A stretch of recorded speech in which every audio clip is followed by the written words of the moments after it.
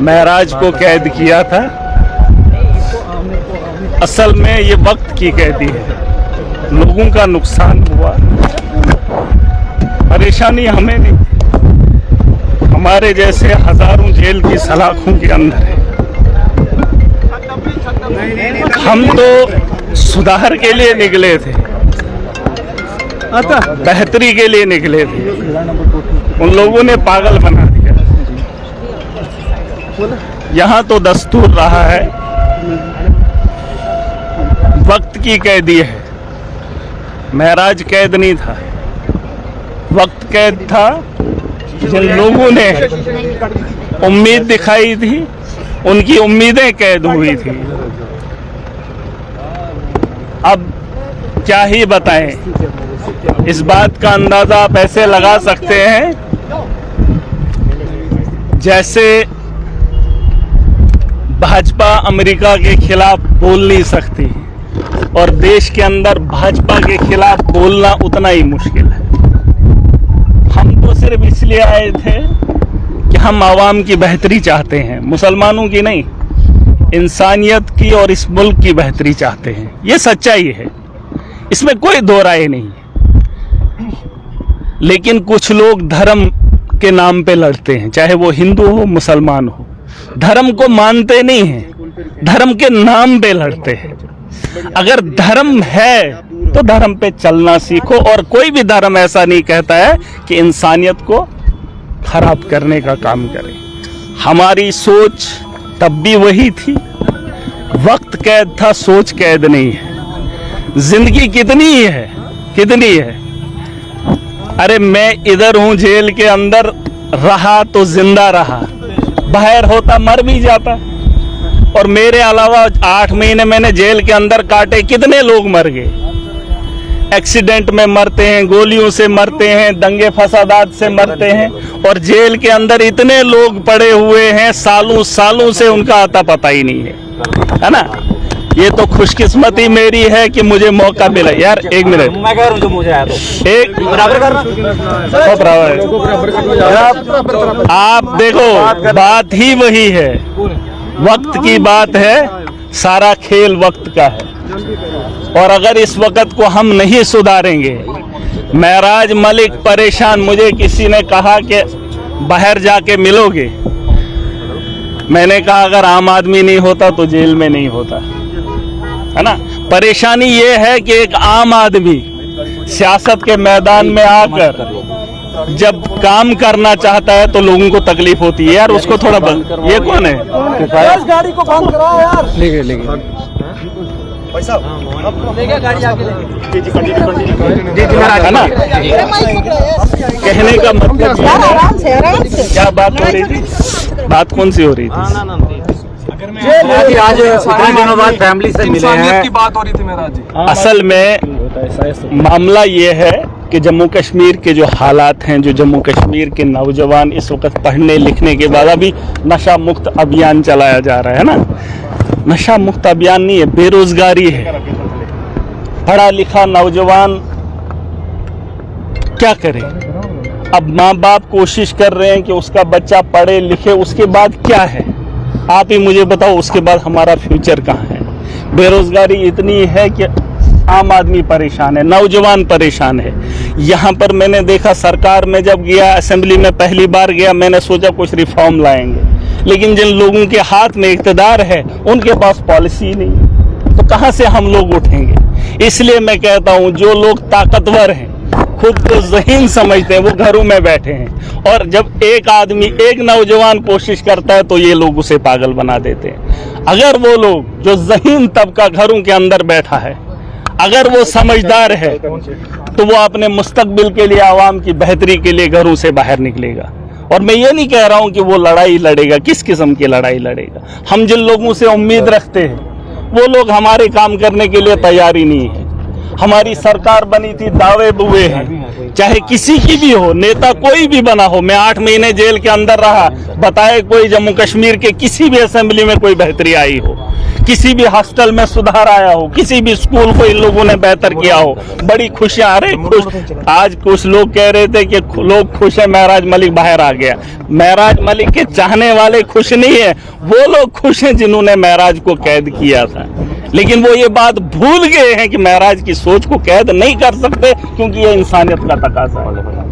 मैं जानता हूं कि जिंदगी मुख्तसर है, और मुख्तसर सी जिंदगी में हर आदमी की जिम्मेदारी, कितना पैसा आएगा, कितना खाओगे। जिस कपड़े में आया था उसी कपड़े से बाहर आया हूं, क्या फर्क पड़ता है? किसने कितना खाया, किसने कितना कमाया, क्या है ये? अरे खाना जेल के अंदर भी मिलता है, जेल के बाहर भी मिलता है। अब जहनी गुलाम हैं, उस जहनियत को निकालना पड़ेगा। नौजवान जो पढ़ा लिखा तबका है, चाहे वो कश्मीर के अंदर है या जम्मू के अंदर है, उसने ये अब कहेंगे पार्टी मैटर नहीं करती है, सोच मैटर करती है। आप असेंबली में, हमारे लिए मुस्तकबिल कहाँ से तय होता है? या तो सेंटर से होता है या असेंबली से। वहां पे पॉलिसीज बनती है। अगर वहां पॉलिसी बनाने वाला ही ठेकेदार होगा तो कहां से हमारे लिए बेहतरी होगी? जरूर कहां से होगी? अब मामला ये है, इलेक्शन नहीं है, लेकिन हम लड़ाई भी नहीं छोड़ सकते। अपने जो नेता हैं, देखो नेता के बगैर यहां मुल्क नहीं चलता है।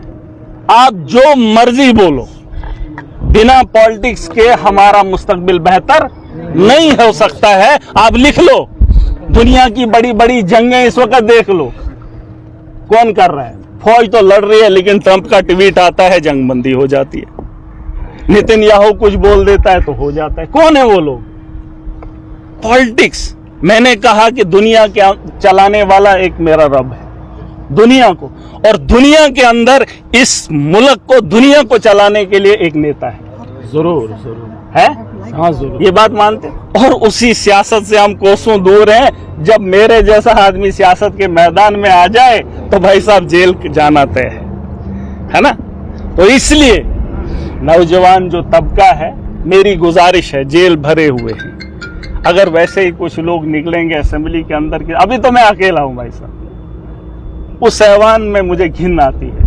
ये सच्चाई है, आप कुछ भी कह लो। अरे लोगों की बेहतरी के लिए कोई काम तो होता, लेकिन नहीं हो रहा है, तो हमें रोका जाता है, रौंदा जाता है। बड़ी बड़ी बातें होती है कि ऐसा होना चाहिए, वैसा होना चाहिए, लेकिन ये लड़ाई लड़ेंगे हम। महराज है, मैंने आपको एक ही बात कही, आज यहां पर हूं, आप लोगों के नजरों में मेरे लिए कितनी इज्जत है, कितनी इज्जत है, क्योंकि एमएलए हूं। अगर नहीं होता तो आम आदमी जेल भरे पड़ा है, उनको मिलने के लिए कोई नहीं आता है, उनको तारीख का पता नहीं है, उनको उनके परिवार को पता नहीं है कि हमारे लोग कहाँ है ना। तो ये बातें हमको समझनी पड़ेंगी। वक्त का खेल है, वक्त की मजबूरी है, और इस लड़ाई को हमें मिलकर लड़ना पड़ेगा और जीतना पड़ेगा। जरूर। और जिन लोगों, और मैं गुजारिश करना चाहूंगा, देखिए मैं किसी के मुखालिफ नहीं हूं, खुदा गवाह है, मैं किसी के मुखालिफ नहीं हूं। अगर शौक होगा, मेरे बीते 8 महीने का रिकॉर्ड निकाल कर जेलर से पूछ लीजिए कि महराज मलिक का किरदार क्या है। अरे जेल के अंदर मैं किसी से लड़ा नहीं, किसी बात पे बहस नहीं हुई, लेकिन जब माशरे के अंदर जाता हूं, जब जुल्म देखता हूं तो सह नहीं पाता हूं। ये पागलपन नहीं है, ये वक्त की जरूरत है, और वक्त के हालात को सुधारने के लिए हमें ये लड़ाई को आगे बढ़ाना पड़ेगा। और ये मत बताओ कि हम उसके साथ हैं, हम इसके साथ हैं। पहले खुद के साथ खड़े हो जाओ, अपनी बात समझ में आ जाए तो माशरा खुद ब खुद बेहतर हो जाएगा। ठीक है भाई साहब, अब किसी के कुछ सवाल है? आपकी जो लड़ाई आगे जारी रहेगी, जनता के मुद्दों को जनता के मुद्दों के लिए आप लड़ते हैं, जनता की लड़ाई जो आगे भी जारी रहेगी।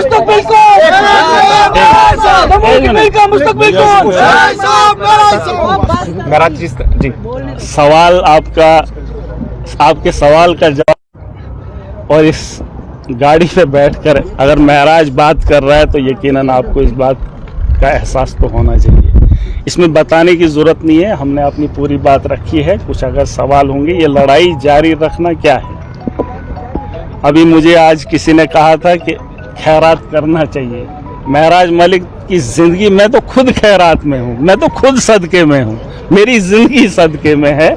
तो इंसानियत के लिए काम करना हमारा शौक है और ये हमारा फ़र्ज़ भी बनता है। और मैं हर धर्म के लोग, देखो मैं मुसलमान हूँ, इसमें कोई दो राय नहीं, लेकिन इंसानियत के लिए काम करना मेरे धर्म ने सिखाया है और हर धर्म के लोगों को ये बात माननी पड़ेगी। धर्म की राजनीति को छोड़ देना चाहिए, चाहे वो कश्मीर के अंदर है, चाहे वो जम्मू के अंदर है, चाहे वो देश के अंदर है। आप कश्मीर के अंदर देख लीजिए, मैंने आपको कई मिसालें दी। एलजी यहाँ हिंदू है, अगर अच्छा काम करेगा तो सबकी वाहवाही होगी नहीं, करते हैं। अगर डीसी कश्मीर के अंदर हिंदू है तो मुसलमान लोग उससे खुश हैं, तो उसकी अच्छा होना चाहिए। आपका धर्म क्या है उससे इंसान की पहचान नहीं होती है, इंसान की पहचान उसके किरदार से होती है। अब बातें तोड़कर ऐसे ऐसे केस बना रहे हैं, हम तो केस लड़ने के लिए थोड़ी आए थे सियासत में, हम तो सुधार के लिए आए थे, लेकिन उन्होंने केसों में उलझा दिया। चलो ये भी उसका एक हिस्सा है, देखेंगे, कोशिश करेंगे, है कि नहीं। बाकी मेरी आप सबसे गुजारिश है और मैं अपनी आवाम को मुबारकबाद देना चाहूँगा। उनका क्या मैसेज होगा? मैं उनको मुबारकबाद देना चाहूँगा जिन लोगों ने हमारे लिए दुआएं की, ख्वाहिशें की, है ना। लेकिन एक बात की माफ़ी मांगना चाहूँगा। बहुत सारे लोगों को लगता होगा कि महराज अगर ऐसा नहीं करता तो जेल में नहीं जाता, हम मुश्किलों में नहीं होते। अरे ये होना तय है, मुश्किलें जब तक नहीं झेलोगे तब तक आगे नहीं बढ़ोगे, होना पड़ेगा। महराज अगर आज नहीं बोलेगा फिर कई सदियां लगेंगी, किसी और को उठना पड़ेगा। मैं मुश्किलों का हल देखना चाहता हूं। आपकी सोच भी अपनी जगह सही है, लेकिन क्या करें। अरे हम तो सुधार के लिए आए थे, ये लोग तो हम ही को सुधारने पे तुले हुए। अब गलत कौन है ये तो वक्त ही बताएगा, वक्त का खेल है भाई साहब। यहाँ लोग भी है, लोकतंत्र है, लोग भी देखते हैं, गवाहों की कमी नहीं है, महराज सही है कि गलत है। बहरहाल वक्त का खेल है, मैंने कहा वक्त कैद रहा, उसके लिए मैं माफ़ी चाहूँगा अपनी आवाम से, जो मेरे आवाम ने मुझ पर उम्मीदें दिखाई। लेकिन भरोसा रखिए, आज अगर मैं जेल की सलाखों के अंदर था, उसमें आवाम की बेहतरी है, लोगों को समझने का मौका मिला। लेकिन हमें खुशी इस बात की है जिस सोच से हम आए थे वो गलत नहीं था, हमारा मकसद तब भी सही था और निकलने के बाद भी वही है। वक्त का खेल है, चलो देखते हैं। जब बाकी आवाम लाया को, गया था, बाकी आवाम को मैं अपने डोडा की आवाम को, जो खिताई चनाब की आवाम है, वो वहीं पे इंतज़ार करे।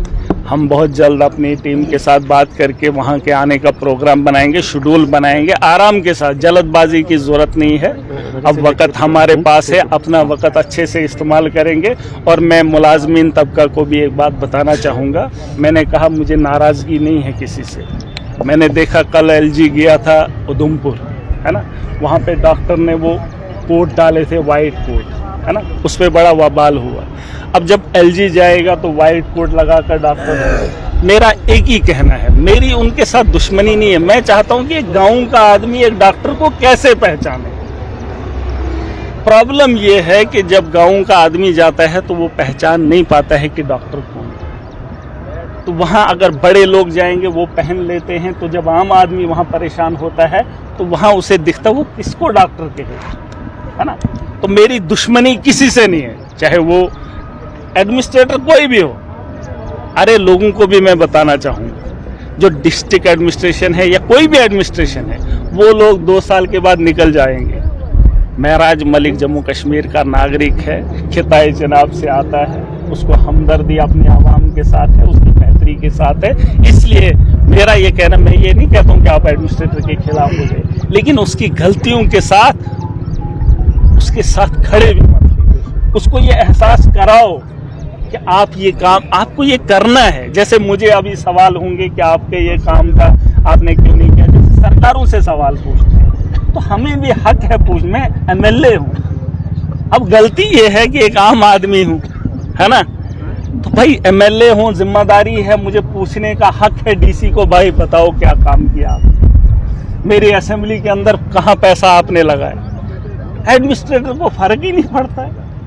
अरे मेरी आवाम है, मेरी जिम्मेदारी है, मेरी जवाबदेही है, मुझे तो देनी है ना, तो कौन देगा। तो इसके लिए आवाम को शाना बशाना जिस तरीके से आज तक खड़े रहे, आपको निकलने की जरूरत नहीं है। देखेंगे आगे आगे होगा क्या, है ना। वैसे भी लोग दुनिया में आए हैं, मरना तो तय है, कि किसी को जिंदा रहना है, किसी के शौक हैं। अरे जीना है, इज्जत की जियो, इज्जत की खाओ, दुनिया याद करेगी। मुझे खुशी है कि इस उम्र में, है ना, लोग मुझे जानते हैं, वो मेरी बेहतरी की वजह से, वो मेरी अच्छी सोच की वजह से। और मैं आवाम को एक बार बताना चाहूँगा, थोड़ा सा समझना पड़ेगा, है कि नहीं? थोड़ा सा समझिए। ये हम भाषण नहीं करते। मुझे किसी ने कहा कि थोड़ा कंट्रोल करना, मैंने कहा यार मैं कभी पढ़ के आता ही नहीं हूँ, 8 महीने के बाद बोल रहा हूँ, तो जो दिल में आ रहा है वो बोल दिया, है कि नहीं?